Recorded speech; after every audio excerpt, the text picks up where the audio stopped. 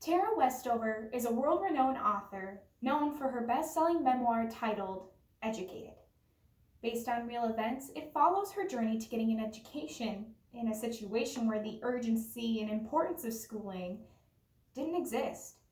In this scene, the audience is introduced to young Tara, at odds with herself when it comes to her wanting an education. But in order to get what she wants, she would have to face the wrath of her survivalist father, who would do almost anything to keep her and her siblings away from school. Despite their father's wishes and with their deep passion for learning continuing to grow, Tara and her older brother Richard decide to keep their learning an unspoken secret in hopes to one day leave their small home in Clifton, Idaho, and go to college like their older brother, Tyler. Educated by Tara Westover. The memory of Tyler haunted me that winter. I remember the day he left and how strange it was to see his car bumping down the hill loaded with boxes. I couldn't imagine where he was now, but sometimes I wonder if perhaps school was less evil than Dad thought. Because Tyler was the least evil person I knew, and he loved school.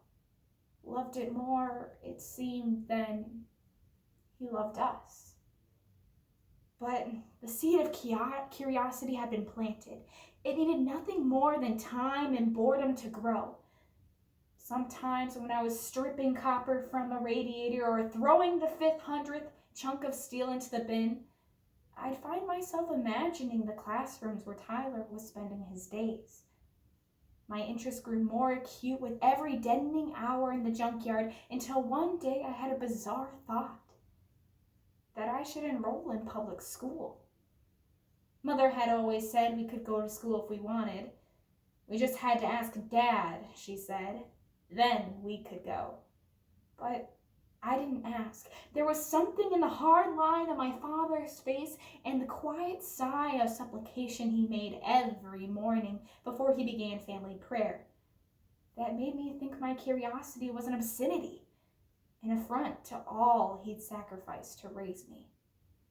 I made some effort to keep up with my schooling, though, in the free time I had between scrapping and helping Mother make tinctures and blend oils. Mother had given up homeschooling by then, but we still had a computer, and there were books in the basement. I found a science book with its colorful illustrations, and the math book I remembered from years before. I even located a faded green book of history. But when Dad saw me with one of those books, he'd try to get me away from them. Perhaps he was remembering Tyler. Perhaps he thought if he could just distract me for a few more years, the danger would pass. So he made up jobs for me to do, whether they needed doing or not. One afternoon, after he caught me looking at the math book, he and I spent an hour hauling buckets of water across the field to the fruit trees. That wouldn't have been at all unusual, except it was during a rainstorm.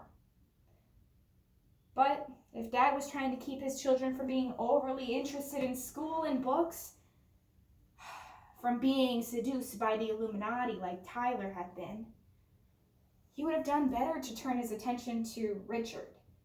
Richard was also supposed to be spending his afternoons making tinctures for Mother, but he almost never did.